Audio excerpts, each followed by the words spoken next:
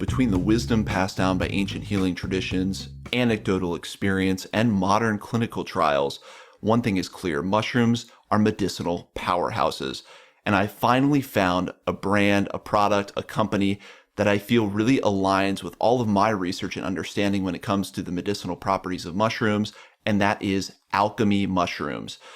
They grow their mushrooms in California on organic mushroom farms. They keep the whole mushroom in their supplements, and they actually blend mycelium and fruit body in their mushroom powders and capsules to give you the best of both worlds. You can learn more at Alchemy Mushrooms. That's ALCHEMI. alchemymushrooms.com. Use the discount code MushroomHour for 20% off your order. Alchemy with an I, mushrooms.com.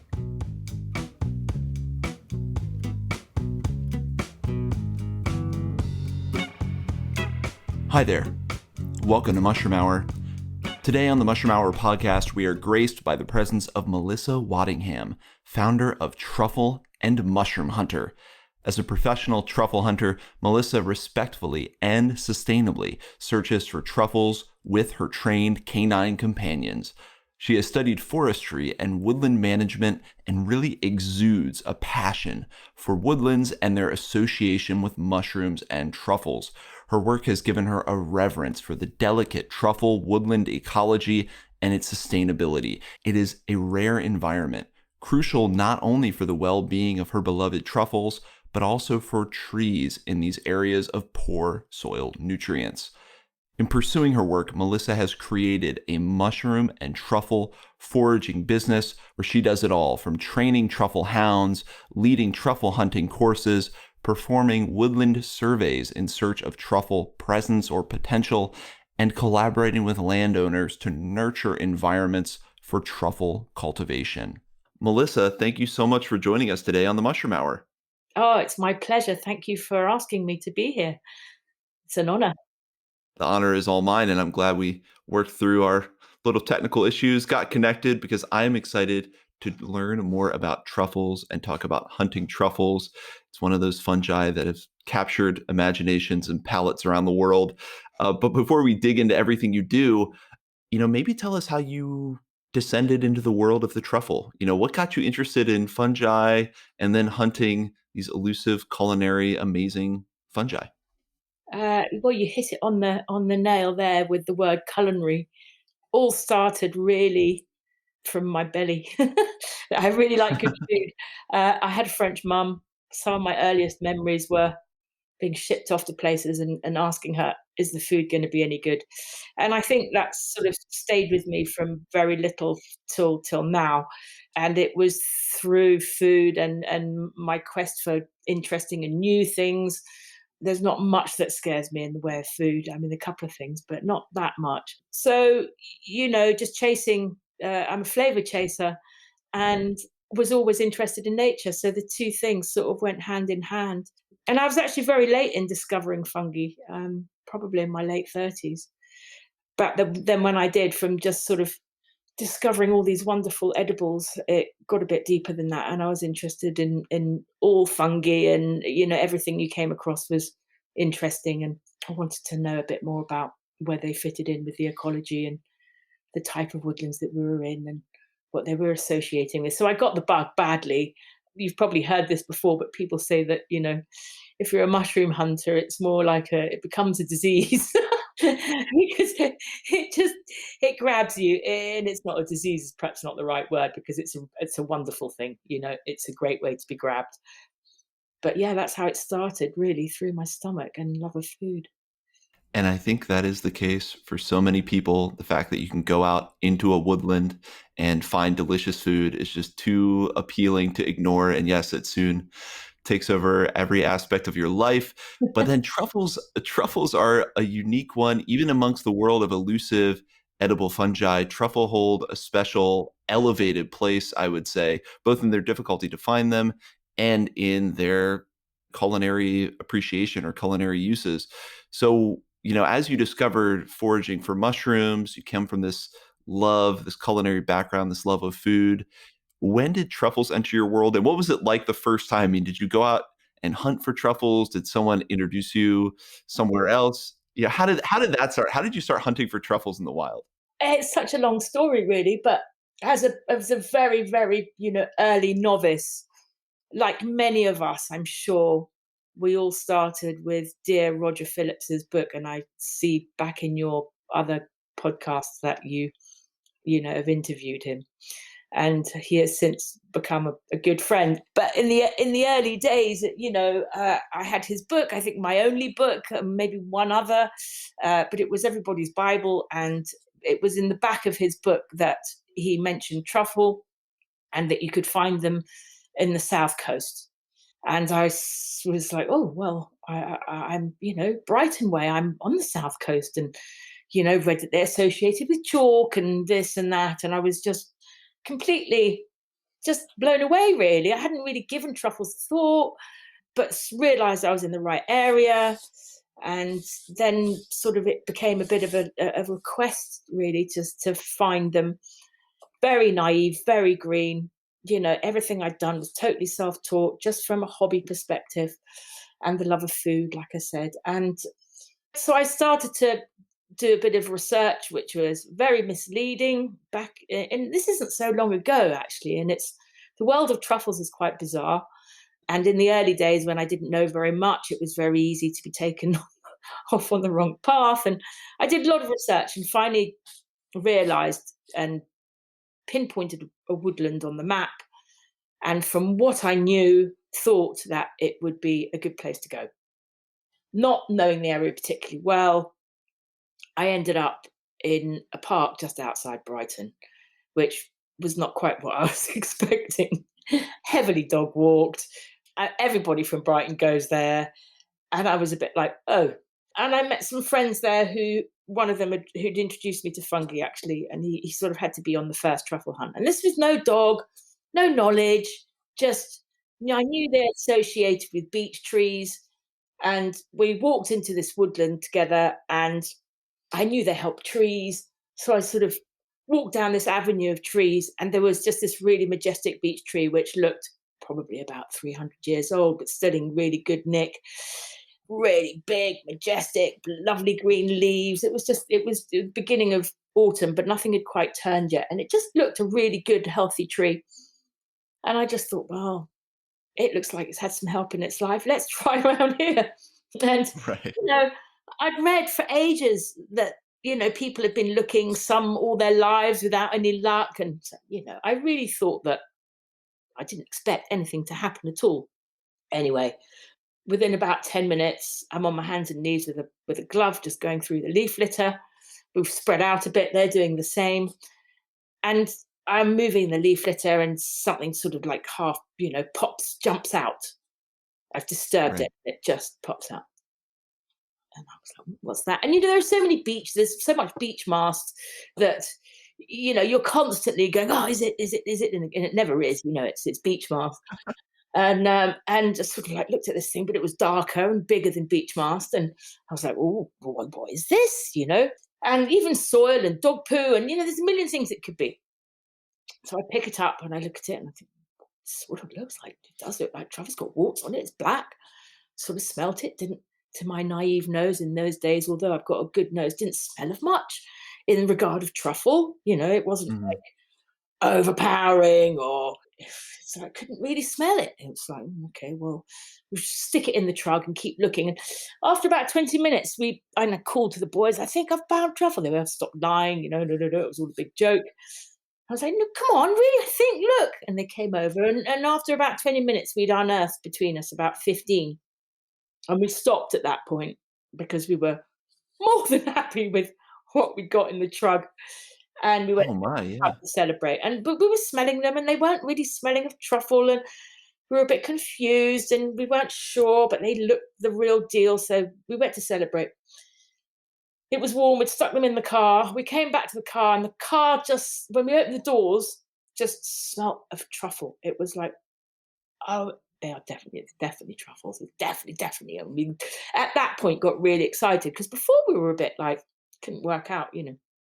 So that was my first, Glorious. glorious moment of digging. Glorious. Yeah. Yeah.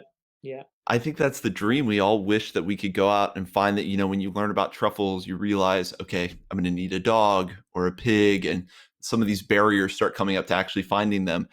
So the fact that you guys were able to find them without any of that, very new to foraging, and that gives us a lot of hope. Was there anything, I guess in that case, it was just the tree. And like if a truffle is going to be associated with any tree, why not pick the biggest, oldest looking, most majestic beech tree? Yeah, but that's not really the way it works. It was really bizarre. And I think it was perhaps maybe they were associating with a tree that was younger close to it, because actually 15 truffles on a tree that of that age is quite unusual. Normally, when I do still find under trees of that age, but it's not my primary port of call, because by that age, they're actually not producing many truffles. They will still produce a few, 5 or 6 or 10, maybe. Maybe I was lucky. Maybe that particular tree did produce 15. Maybe there were more. And it's so hard to guesstimate how many truffles you're going to find under a really mature beech tree. But from experience in the past of having done it quite repeatedly, I tend not to find very many in comparison to a tree that is young. In the commercial industry, trees produce their most, within their first 50 years old. Really? Yeah. So what are some of the factors then that you key into? I mean, obviously age is one of them. That's one I wouldn't expect. And from that story, it sounds like being a pristine woodland isn't necessarily super critical, or maybe again that was just something lucky. But what are some of the factors, the ecological factors, different things that you're keying into to decide where to look for truffles? I mean, in a natural environment, which there aren't many left, like semi ancient woodlands and things like that, where, of course, it's all the ancient woodlands that all our native plants have come from, and all the fungi, and thankfully, these small pockets that still exist still provide the essence of life, which then goes on forth in other areas that are, plantations on ancient woodland, or even, small pockets that are still untouched, that are run behind little housing estates, that, you still see dog's mercury and bluebells and signs of ancient woodland, but you wouldn't Right. think that these little slithers of ancient woodland that can sometimes split two sections of a housing estate, but they are there. And you could find truffle in these little areas like that. You don't necessarily have to be out in the woodland. Yeah. Of course, age diversity is always good, which you get hopefully in, more sort of ancient woodland. You're going to get that age diversity still. Plantations, any plantations of a woodland that is a host to any particular fungi are always good for perhaps, one type of fungi that you're looking for, because you go to a plantation and there can be one or two species in there that are really dominant, simply because they've got a species there that's all there is, and that fungi likes associating with that tree. So when there's that association, it's quite good, it's quite prevalent. That can be also beneficial. Monoculture begets a monoculture of fungi. Yeah, exactly. And we all dislike monoculture, but in some aspects.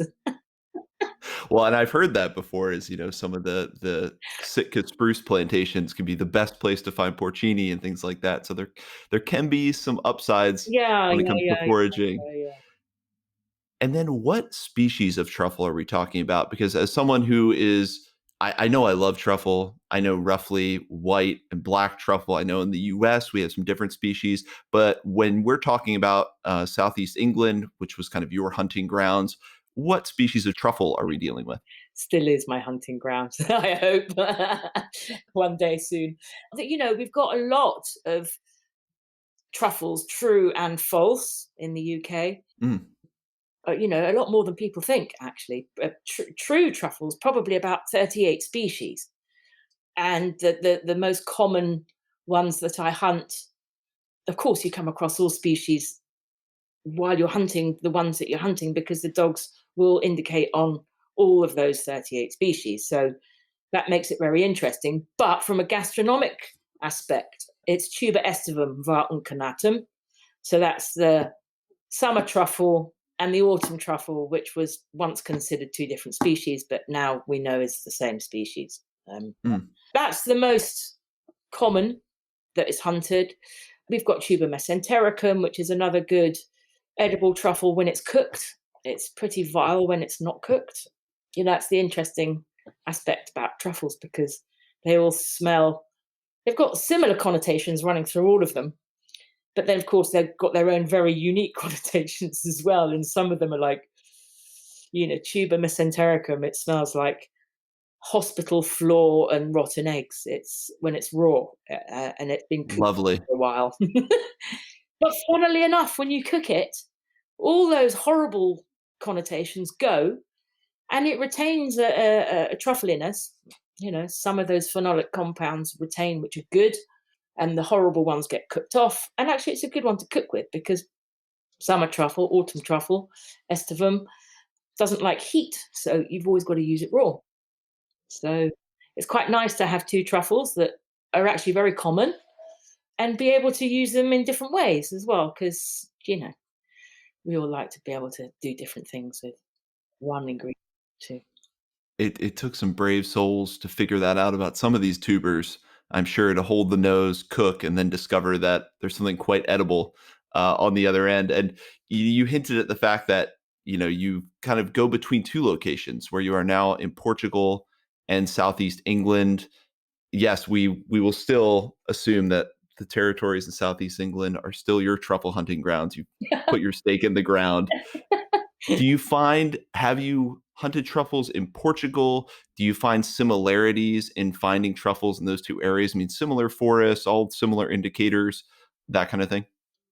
Funnily enough, where I am now, I'm in acidic soil, which is the complete Ah, opposite to what I'm normally in the UK, which is alkaline, chalk.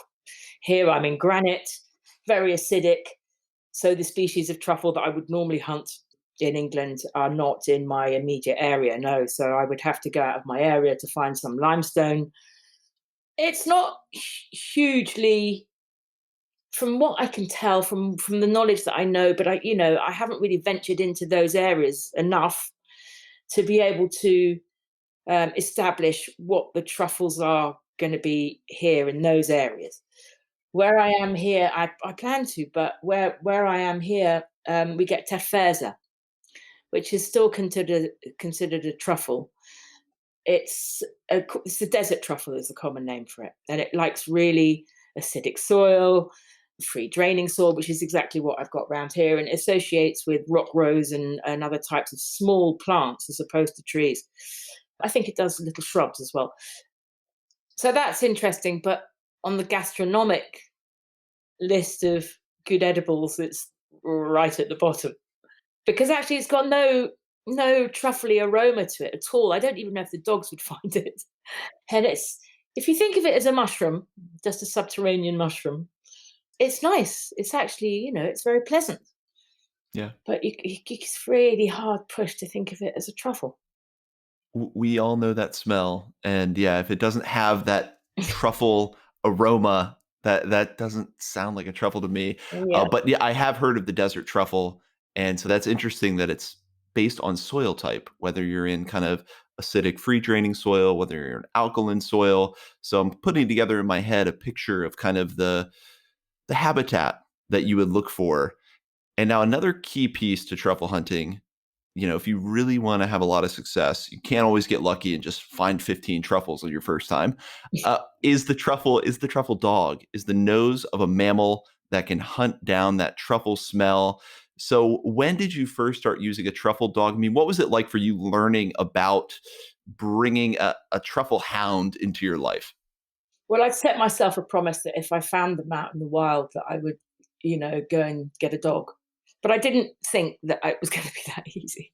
So I sort of jumped over the first hurdle, but I had made that promise, and so I did. I went and got Zebedee, my yellow lab, and of course, it's essential to have a dog for lots of reasons, because it would be incredibly difficult just to go around blind like that. And I mean, I was on some journey or something, and it was just the gods were in my favor, and they were just like, Right. do this because it's gonna really help your life, and you're gonna love it. It was just one of those quirky things. It was a strange time in my life, the way that I was being directed and just given clues. And I'm not really normally that in tune, but it was just a really strange time in my life, what was going on then. So yes, the dog is essential because there's no comparison to the quantity that you would find with or without a dog. So from that aspect, Right. especially, I can't condone people going out with a rake and just raking up woodlands. That's just totally unacceptable. And, that would be the only way that you could perhaps, get quantities rather than delicately going through the leaf litter with a glove on your hand, which, is probably the only other way that would be kind and not too destructive, which you could go and do. And yes, there are visual clues, and if you know that you're in the right soil and you've got the right host trees and at the right time of year, all most of the mammals will be looking for truffle as well, because it's a delicacy for them too. And truffles are underground and they don't disperse their spores like other fungi. They have to be eaten by other animals to be dispersed for future reproduction. So that's why they're smelly. They want to be found. They want to be found and dug up and dispersed a few miles down the woodland path where the animals had a poo. So also, they do say that using a dog is sustainable because they don't dig up immature truffles.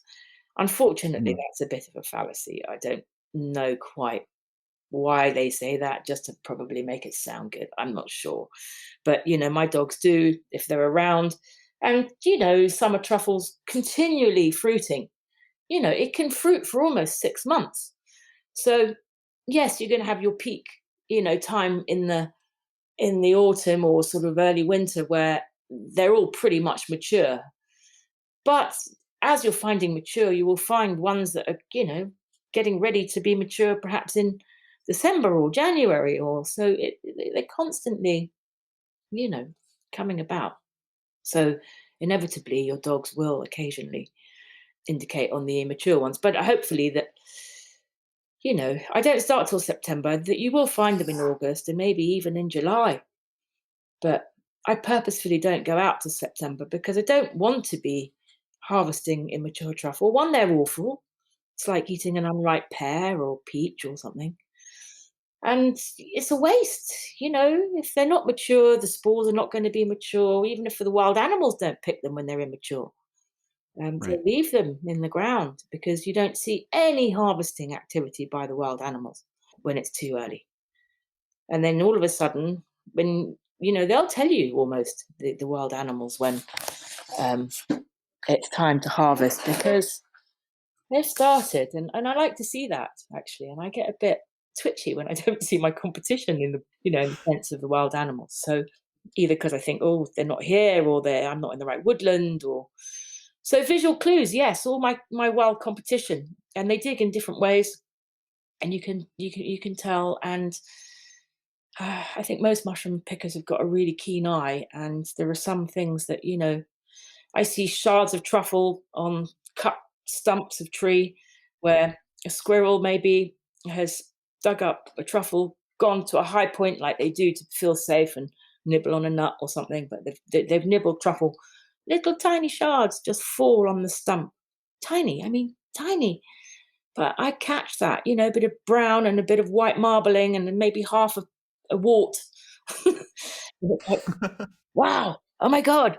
And if you're looking for a new woodland and you suddenly see these clues straight away, you've only got to see one clue like that and you're like, okay, that one's marked in my notebook, this woodland, it's another one. Even if you hunt all day and you don't find anything, even if you just saw that, you know because that squirrel won't have taken that truffle from very far from that point. And as foragers, we're always keying into very small clues like that anyway. So it's almost reassuring to know that even with truffles, there will be indicators, there will be signs to tell you you're on the right path. And I've interviewed Dr. Matthew Smith in Florida, who studies truffles in the United States pretty extensively. And that was his advice for me: is if you don't have a small mammal, follow the small mammals. Absolutely. Look for holes in the ground that squirrels have started Yeah. digging. He's like, sometimes you'll even get lucky and there'll Yeah. still be some truffles left in a hole.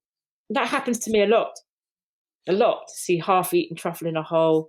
And when I take my clients around, I'm always saying, "Look, keep your eyes peeled because look in every hole and smell the hole." And if I didn't have a dog, every hole that I saw, I would be on my hand. God knows what dog walkers would be thinking, but every 2 minutes on my hands and knees, smelling, other animals' holes and to see what they were digging for. And this is how I learned and got so intimate with the woodland and really understood what was going on. And you can smell truffle often, and sometimes the truffle's gone and it still smells the soil, especially if it was a fresh harvest. And you'd be like, oh, it could still be there. And you dig and the smell would dissipate. And it'd be like, oh, Yeah. it's gone. But if the smell Mm. gets stronger, it's like it's still there. And the animal's been scared off by something or it's eaten half of it, like you say. Yeah, it's fascinating. And you just brought up a great point in terms of the intimate connection you would get with a woodland, whether you're crawling around on hands and knees, smelling animal holes, but just the idea of how tactile the experience is. And I know a lot of foragers feel that way about mushrooms in general, but it sounds like it might be even all the more so with truffles because it's really engaging all of your senses: visual, olfactory, everything in that experience. It really does. It really does. And not just visual and smelling, but contact with the soil as well. Your hands are really in the soil, extracting those truffles, digging around it, just being gentle, putting the soil back, covering it all up, being all night. Yeah, it's amazing. It's amazing. It's an amazing experience and very grounding. Yeah, a beautiful communion the truffle can help you develop, it sounds like. When you just said your dog was a yellow lab, now I'm going to butcher the pronunciation, but I know the truffle dog everyone thinks of, the Italian truffle dog, is the Legato Romagnolo. Yeah, yeah. Lagotto Roman. Oh, I can't say it. Yeah, yeah. I think you probably said it better than I did, so I'll give up. But yeah, the Lagotto. We call them Lagottos. And yeah, amazing dogs, amazing dogs. I mean, in some places you read that they were bred for truffle hunting, but they Right. were actually not bred for truffle hunting. They're hunting dogs. And I just think they're good-natured dog, and it's just been easy to train. And just, I mean, most of the dogs that they use are of some hunting stock. Labradors, they're working dogs. I've got two working cockers as well, and Springer Spaniels. They're all hunting dogs, and poodles as well. I'm sure they were originally, weren't they, for hunting as well? I think they were, and so they've all had a purpose. Most of these dogs. And that's an interesting question. Were you a dog person before this? And how much more have you learned about dogs in working with them to hunt truffles? Oh, I've always been a dog person. I was never allowed pets at home when I was growing up in the middle of London, which was really annoying. And I think one of the first things I did when I left was go and get myself a dog. So since the age of sort of I don't know, 17, 18, I've had dogs pretty consistently actually, and was one of the reasons I didn't particularly want to get Zebedee because I'd only just recently lost, another one that I'd had from puppy all the way through growing up with the children as well. So it was quite a poignant dog to lose. And I was very fond of that dog. And it's just heart wrenching when you lose them. So that's why I put up that barrier. Only if I find truffles am I going to get another dog. And my kids were grown up. It was finally a moment of freedom, but actually, absolutely not, because I've got three now, and I wouldn't be without them. And I love them to bits, and they're incredible. And the relationship that you have with them, is quite unique when you're working with a dog. When you have to rely on them for their every wag of a tail, twitch of an eyebrow, jet of a look, which will sometimes be the only thing they give you when they're telling you there's truffle, especially in the early days when they're not fully trained. And I've seen the most bizarre indications and form of indications from all my dogs at various different stages, especially in the early years when, they're having fun. They want to tell you, but they haven't quite got the time. Do you remember Zeb doing a mid-air indication, leaping through the air over a ditch, and his paw sort of just did this normal indication move as if he was digging, but it was in mid-air. And I was like, that's unusual. I've never seen you jump quite like that before. Surely not, surely not. And you know what? This is how you learn. I would investigate everything. This is how I got to know what my dog was doing, and I was like, it can't possibly be a mid-air indication. And you know what? I went and looked, and it was in grass and bramble and the most unusual place, really.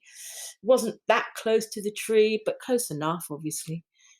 And sure enough, there was a big truffle sticking in the most bizarre place. And he indicated to me in the middle of the air, but he was only 2 and he was having such a good time. And, you know, That's incredible. So you have to learn the language of your dog too. It's not like one species will just have this, or it's not like there's one form of indication or no, no, they're all unique. well, and I think it's everyone's dream then, especially hearing this, that there are a lot of different species, especially it sounds like dogs with some kind of hunting background, hounds, something like that could become a truffle dog. I think everyone's thinking, okay, now I want to train my dog to be a truffle dog. So when it comes to training, does it have to start from a puppy? And then what are the basics of actually training a dog to find truffles? Because obviously we talked about keying into their very subtle midair indications and things, but that sounds like it's further down the track.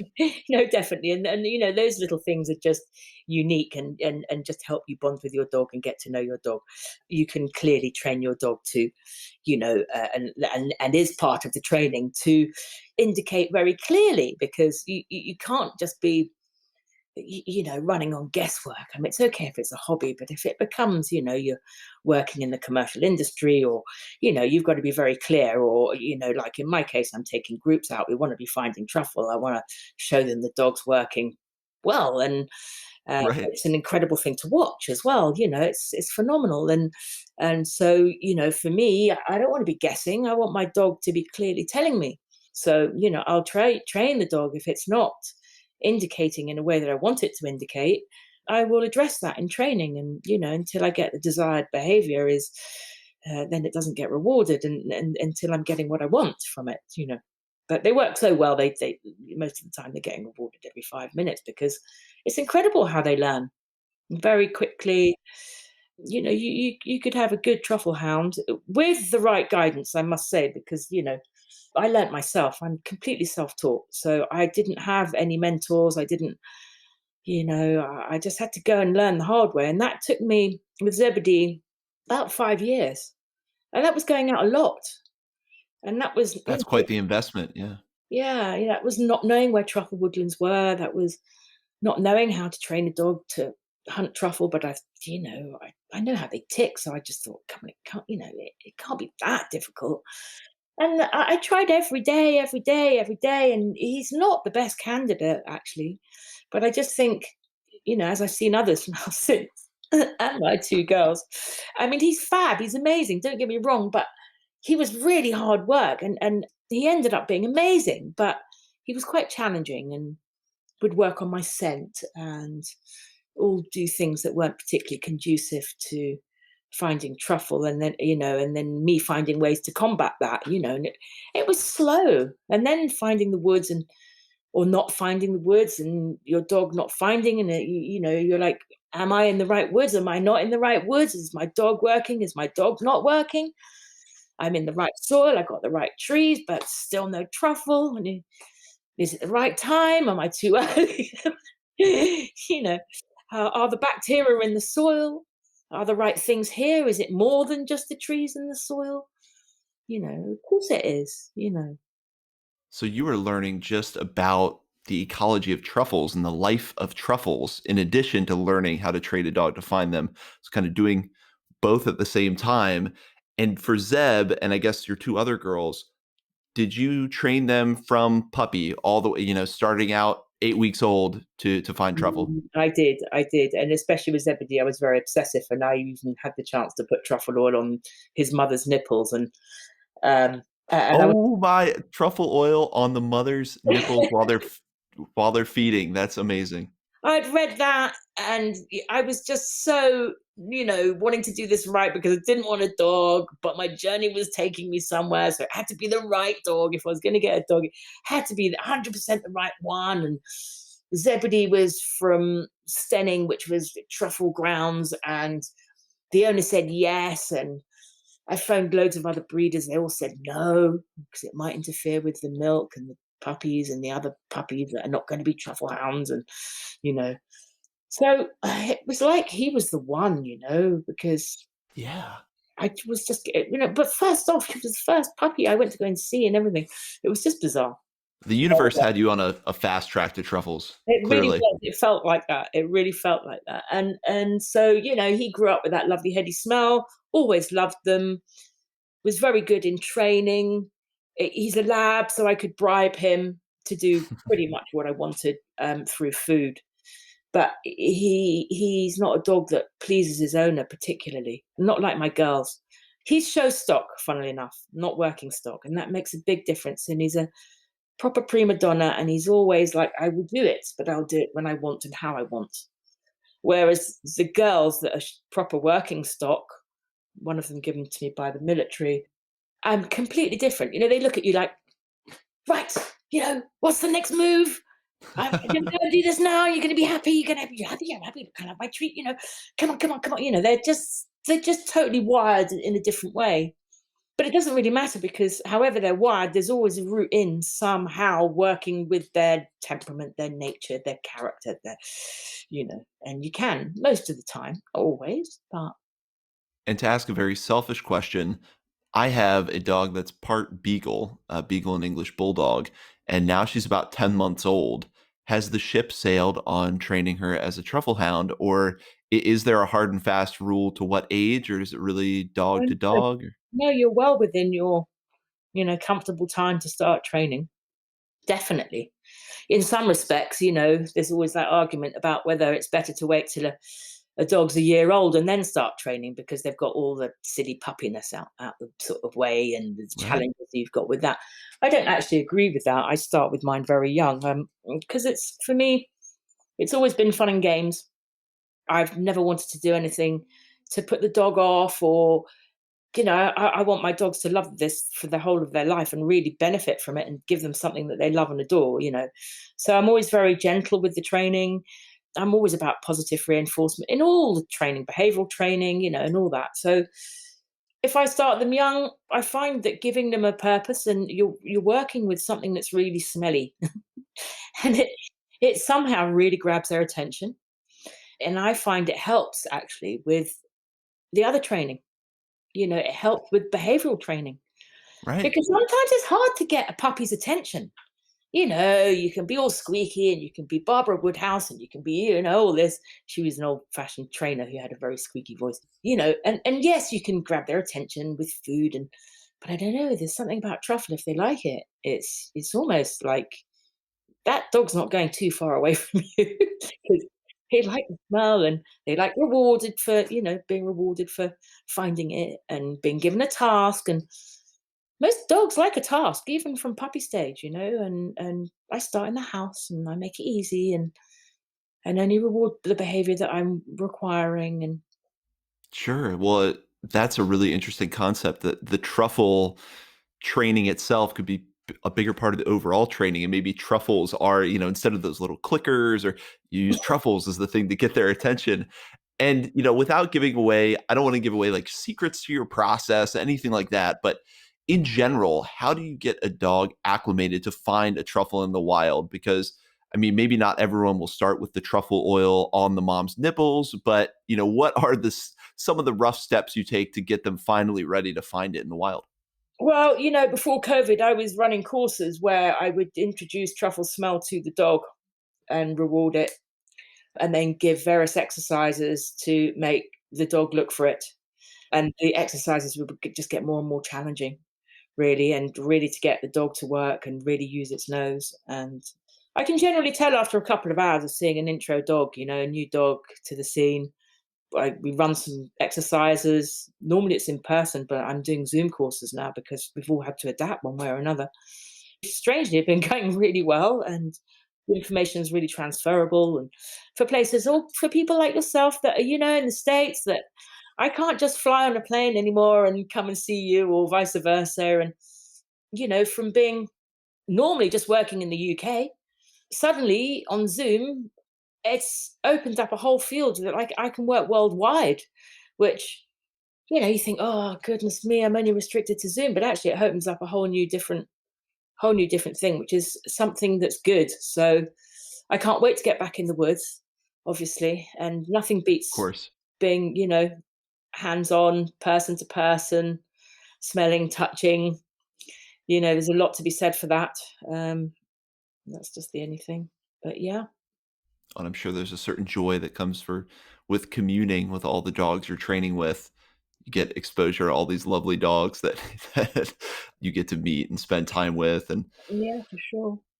well, then I guess any other advice for anyone who wants to get a truffle dog? I mean, wants to start training them, wants to start what's the basic, I don't know if it's basic kit, basic thing to look for in a dog.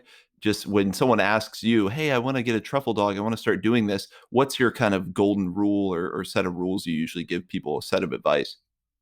I mean, I was quite puritanical when I went with my breeds, only because, a lot depended upon it. And I suppose a lot of people will probably feel in the same vein. But having worked with pedigrees and seen a lot of pedigrees, I think if I was going to get another dog now, I wouldn't go down the pedigree route for Hmm. lots of reasons. Because I think, the strength and diversity of, all these pedigrees, their genes and their problems that they have because of all the breeding that they've had is causing them a lot of challenging, health issues. And I don't like seeing that in the animals. And I just think that it's time to try to spread that genetic mix out there a bit. Absolutely. So it's quite refreshing to see some of these, like Labradoodles and various different things, different breeds that are now really breaking up that genetic, mixture. And I think hopefully if it will long term produce some healthier dogs. I hope. There are so many homeless dogs as well, aren't there? So many Heinz 59s or whatever they used to be called. So many mongrels that have got really good noses and really good characters and really good attitudes. And I'm in Portugal. That people are fishing dogs and kittens out of bins at this time of year. Mm. It's really sad. And and I see many of them, and I think, God, you'd make a great candidate.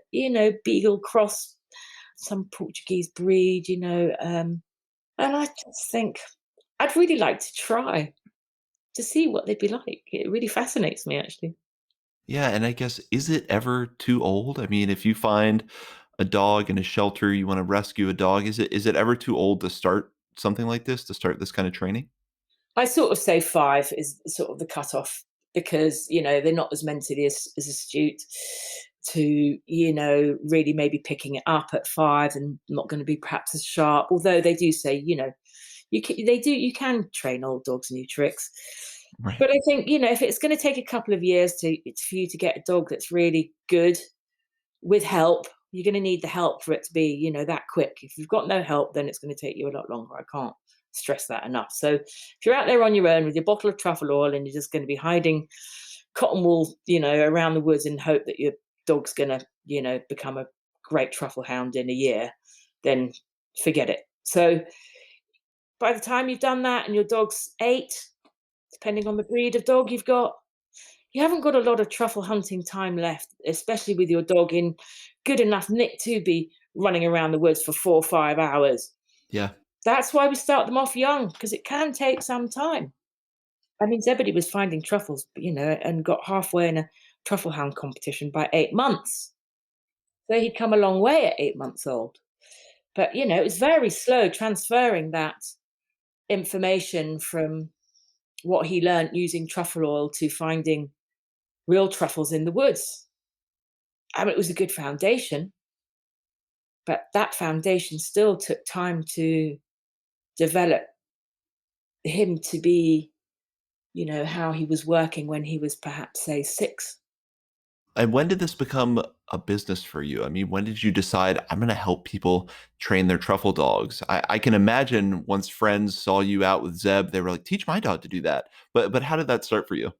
Sort of started because I take people out and I give them the, experience of hunting truffle in the UK.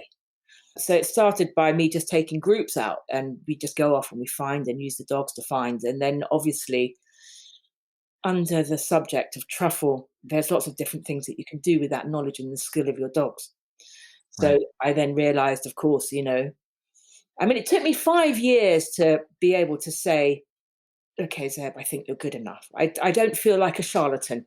If I take a group of 10 people out to the woods and we don't find anything, or I do a woodland survey and I've charged the guy 300 quid for 5 hours work and we don't find anything, I can confidently look in that guy's eyes and say, mate, I'm really sorry.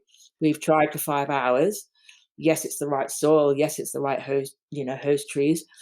But for some reason, today, I haven't found anything. And I'd always do that in peak season in a year where there's normally good production levels. So you're going to be giving that woodland survey, the best chance that you're going to give it.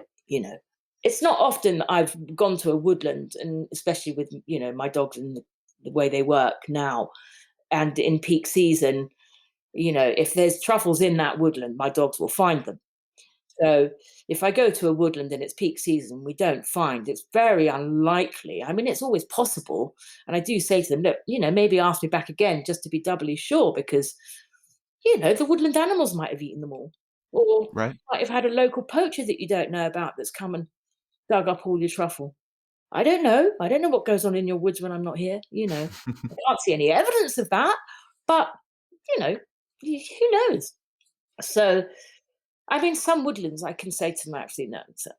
I try to be as honest with people as much as I can with emails before I go to a woodland, just because is it the right soil? Have you got the right host trees? I try to get as much information prior to my visit because, if they just call me up and say, come and look at my woods, and I turn up and it's chestnut and it's acidic soil and it's a whole load of conifer, then, it's like I can't charge them the money. It wouldn't be honest. I'd have to get some prior knowledge. And, with the dogs, it's the same. It's, until I was really confident that the dogs were absolutely banging and good at what Yeah. they do. And that took some time, probably longer than it probably was necessary. But, I'm offering something to clients, and I just wanted to make sure that I couldn't be called a charlatan. People have said the most bizarre things to me, like, "Oh, you came out the night before and you buried them all, and we found like 80 truffles." And we're like, "Do you really think I came out?" And like, well, the badgers could have eaten them all through the night and had a really good, feast. I'm not going to spend 500 quid on half a kilo of truffle just to bury them around the woods just so that you can find them. I mean, it's actually really insulting. Well, yeah, and you hear these stories about the truffle industry where it is, yeah, competitive and people are suspicious of each other. And Yeah, I know, you hear tales in Italy of people potentially poisoning other truffle dogs. And yeah, yeah. it sounds like a serious It's just accusation. I don't think it's just Italy. I think that's happening. Sorry, I didn't mean to cut you, but Please. it's these things are starting to happen all over, actually, and not just truffle dogs. There's a lot of dog napping, and it makes us, Mm. especially with dog owners that are truffle hounds, it makes life really actually quite worrying. I have to say, it's not very nice. Yeah, I always think of that as kind of the dark side of truffle hunting because it is such a valuable commodity. There's an incentive for people to do really horrible things like that. So I'm a little disheartened to hear that that's going on, but something to know if you're going to get into this. It's interesting during this COVID era, there's already been instances where I live of dog nappings, just of any dog, because it's so hard to get a dog. So much less a trained truffle hound. So something really, really important to remember there. Well, and you hinted at another service you offer that I was really interested in reading your website. So obviously there's taking people out to find truffles, there's helping people train their dogs to become truffle hounds, but then there's this whole field of surveys and truffle cultivation. that always seems to me like this frontier. And I think in that field, I have seen charlatans who say, maybe this is a little bit different, but oh, I've inoculated these saplings with truffle, and I'll charge an exorbitant amount, and now you can plant them and have a field of truffles. I mean, in this field of actual truffle cultivation, what does that look like when you do a survey? What are you trying to find, and what is truffle cultivation in your mind? Well, truffle cultivation has been going on for many years now. I mean, going back almost a couple of hundred years from really, really, really simplistic methods to, getting a young whip, which is a young tree, under a year old, or even at perhaps acorn stage or beech mast stage, and putting a truffle in a pot with a young tree or the acorn, or and growing the two together simultaneously, or harvesting these nuts from known truffle orchards. I mean, this is what they did, going back many, many, many years ago, and they realized that they could propagate them in very crude environments like that. But it does work. Well, I mean, scientifically now it's incredible what they can do in laboratories. They can inoculate young whips or the nuts at a very young stage, generally young whips, or very, just as the whip is probably coming out the nut, and produce inoculated trees by the thousands now. It's a commercial industry, in France and Italy and Spain, and actually now all over the world. Tasmania, New Zealand, Australia, many, many countries are, have been, their eyes have been opened to truffle awareness, and this is something in an industry that's been really promoted, especially worldwide, in the last 20 years, especially the last 10. I mean, it's really become quite worldwide now. And the beauty of it is that in soils where truffles grow and are most prevalent and do their best are in poor soils. So calcareous, lime rich, or limestone soils, which are generally really poor for any other type of agriculture. You're very limited as to what you can grow on these soils. Right. So, other than, as you know, in France, all on the limestone and on the chalk, it's predominantly where the grapes grow. And France has a huge amount of this type of soil, but also, perfect for truffle, which helped France when they had the problem with all the grapes. I've heard that, and people, I live in Northern California near Sonoma County. I've often heard people say that, people have with ideas of starting truffle farms in Sonoma, again, because it's the territory where we grow grapes and many of the same elements are there. Exactly. Identical soils. So they work both very well. So it's nice to have a bit of truffle with your wife.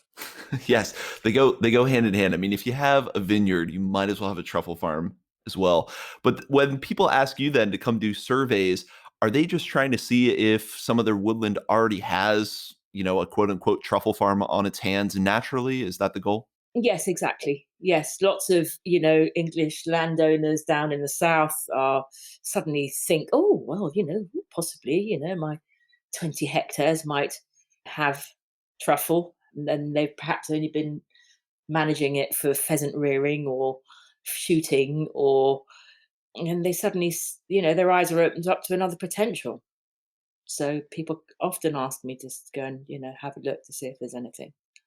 Sometimes there is, sometimes there isn't. A lot of people ask me when, the soil's just not right at all, and I just suppose they've not done their research, and they're just wishful thinking. And it's always like, I'm really sorry, but they ain't going to be there, and I'm not coming out to look because I just know they won't be there without even leaving my sofa. So Survey from the sofa.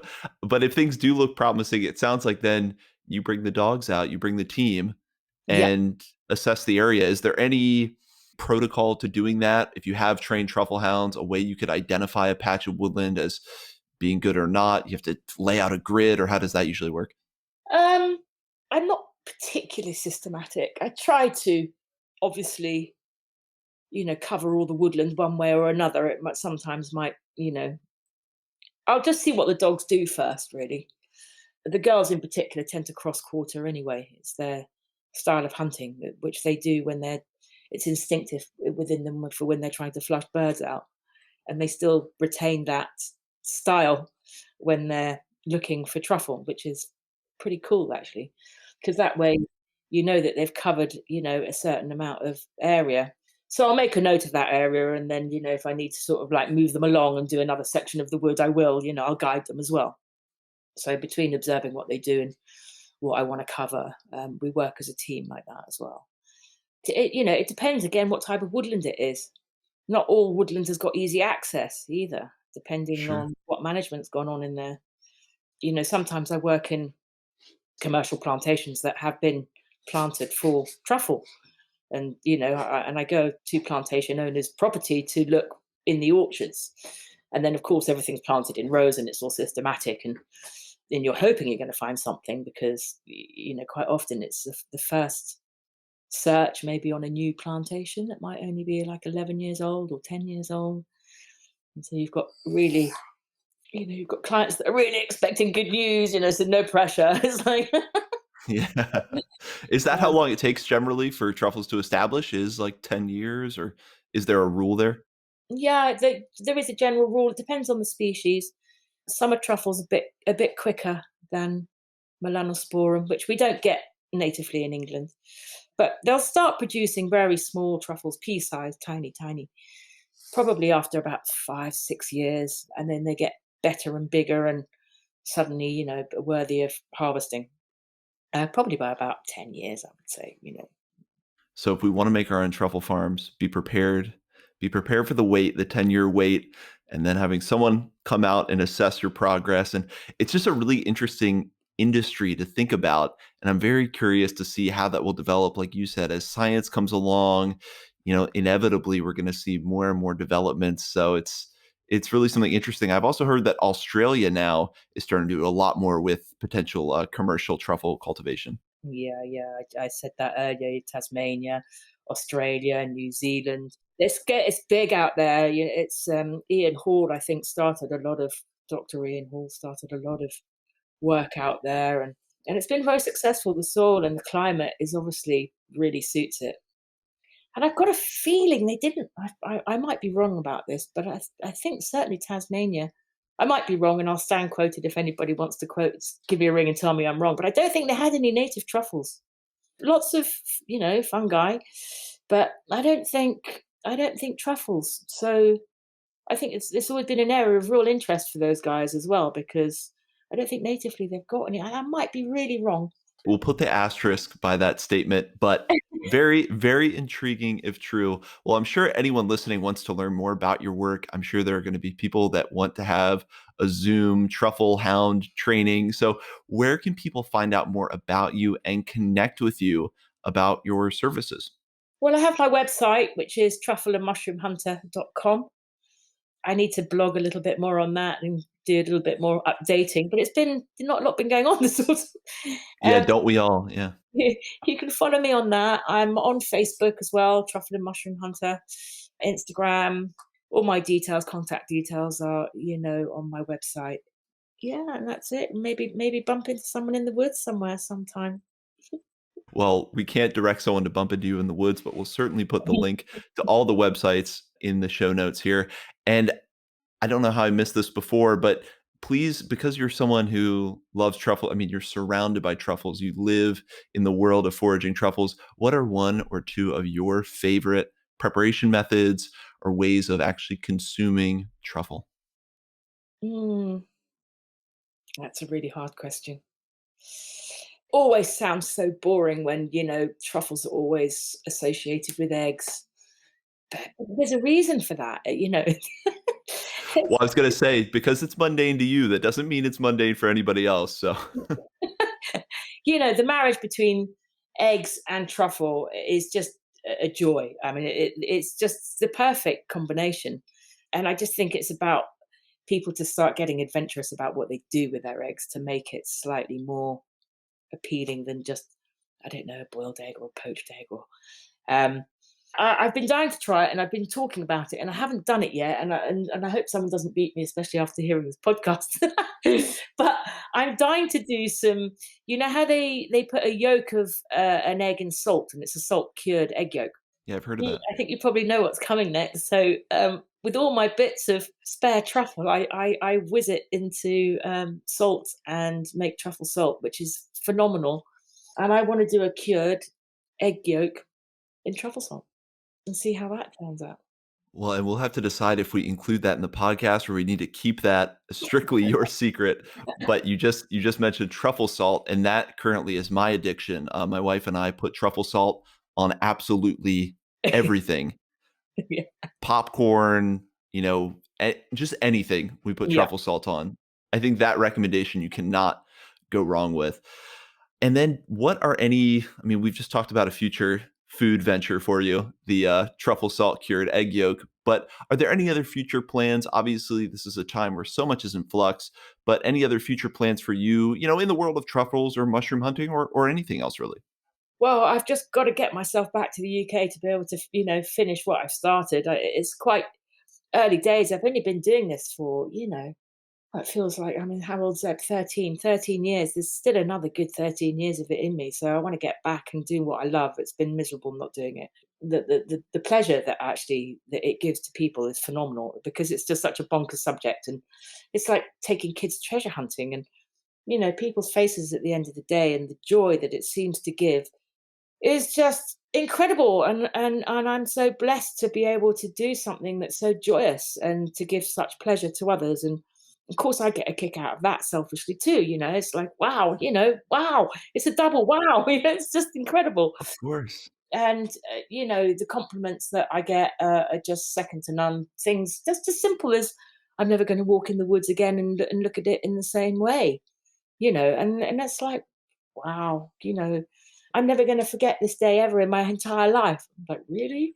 you know, it's really humbling, and I'm incredibly lucky because not all of us, and nor did I up until I did this, get such pleasure from what I did before. I was a painter and decorator before, and believe you me, 20 years of that was not so rewarding. So I'm making up for it now, and it's hugely inspiring, and what nature teaches you and what it does for you and how it teaches you in a different way that a classroom can't, and the mental health that it gives and supports. And I mean, I could keep talking to you for ages. Fungi are amazing. They will save the planet. He's right, old Paul Stamets. They offer so much. We learn so much from them. There's so much to learn. The more we learn, the less we know. It's just huge, really. That's a running theme. The more we learn, the more we realize we don't know about these beautiful organisms. And there is almost nothing I can think of that would be better than being able to give someone joy and a firmer appreciation and relationship with nature. So I'm excited to have you get back and hopefully train our dog, start training people again, taking people out in the woods. Very exciting. Well, I'll wrap things up then with a couple questions I like to ask all of my guests. And the first one, if I were feeling devious, I would say don't say a truffle or a tuber species, but you can. A mushroom or a fungi that you love and why. And that could be one you love looking at, love eating, whatever reason. And it doesn't have to be a favorite. I found a new species for me this year in Portugal, and it's one that is often spoken about, and it's in the family of Amanita, which we all know, of course, is either deadly poisonous or generally quite a good edible. Quite delicious. Yeah.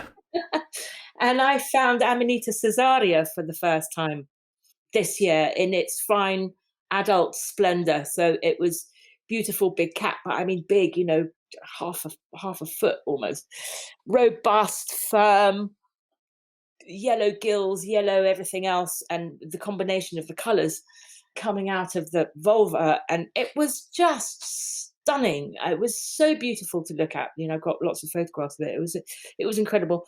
And amanitas, for half of your mushroom early beginner days you're told not to even look at them. Right. It took me 10 years to eat my first blusher, which I love. But and then progressing to some of these other amanitas, which are just, ponderosa, which we get here too. But that mushroom really, really, I don't know, it just struck a chord with me just because of its beauty and was absolutely delicious to eat. I have some friends in the foraging community who insist that that is the best edible mushroom, more so than porcini or chanterelle, and it's still one that I haven't tried. So a fantastic mushroom to mention.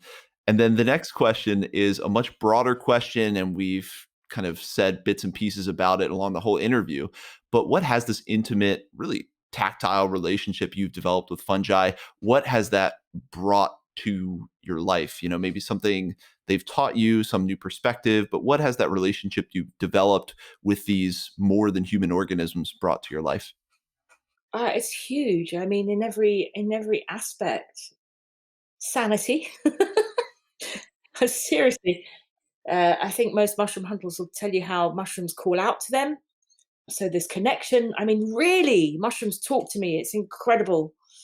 The joy that they give me, the culinary wonders they give me, the relationship that they've allowed me to have with my dogs and the whole woodland and, almost every environment, because every environment has fungi somewhere. Just a deeper understanding of nature and how things are so interconnected and the world web and um, to share that knowledge. When I first started this, it was really about raising truffle awareness, especially in UK, because there had been a history of truffles. Of course, it's a native species. Many of them are, most of them are that we have there, and just sharing that knowledge. Not many people knew that we had that. It was really forgotten about. So that was really quite important to me, definitely in the early days. Now people are a bit more, they're getting it and they're seeing it more and more often, and people like myself are out there more often, and the word's got out, and I do feel actually I've managed to really help raise that truffle awareness, which has been amazing, and it really helped me learn. I was dyslexic at school, and I came out with not one education, one exam, very hands on, intelligence of a different sort, but never thought I was academic. And it was only until in my 40s that I did a degree, thanks to nature, really, fungi, woodlands, trees, forestry. And that made me appreciate that there are other ways to learn. It doesn't have to be classical in a classroom. That may be one of the most powerful things I see people get out of developing a relationship with mushrooms, and then usually builds into this greater appreciation of mycology. And suddenly people are reading science books and learning about trees and ecology. And I think that is one of the most beautiful outcomes. And it sounds like it's all encompassing for you, really. And Yeah. I just realized that for other people, it may seem contradictory to talk about how fungi can give you sanity and then immediately talk about talking to mushrooms. But for a mushroom lover, it really makes a lot of sense. Yeah, that was a beautiful answer. And then the final question, again, something big and grand, but this idea of what do you think, or what is the highest aspiration you see for the positive changes we can see in human society as we discover more and more about fungi and mushrooms and how we can work with them? I mean, what are some of the beneficial kind of big changes you think will happen over the coming, who knows, decades, that kind of thing, as this interest in mycology continues to grow and grow? Well, it's such a huge subject, and I think we're only really touching on just the edges. And there's so much to learn, as I think everybody that you speak to about fungi will tell you. So I can't wait. It's how exciting is it to know that there's going to be so much more, and we already know about what they just do for our natural environment, and then when taken out of that natural context, what they can then do to help, for example, like in the Amazon, in old oil mining, where they're cleaning up the environment, and the potential to clean up plastic. And it's just, I think, education to get people in the right places and the high places that are the hardest to convince, obviously, that actually, we could really benefit from using all these wonderful capabilities that fungi have to help our environment, our natural environment, cleaning water systems, or loads of different toxins and pollutants that we have everywhere around the world. I think fungi can really help with that. Medicinally, you know, I don't know why we don't do that more. There's so many health benefits that are found within fungi, and still more to learn, I'm sure. Truffles too. I've written a big piece on the medicinal properties of truffle, so that's another world again. And all the things that we're about to discover, which I'm not sure. We shall have to wait and see, and that's what the exciting thing is.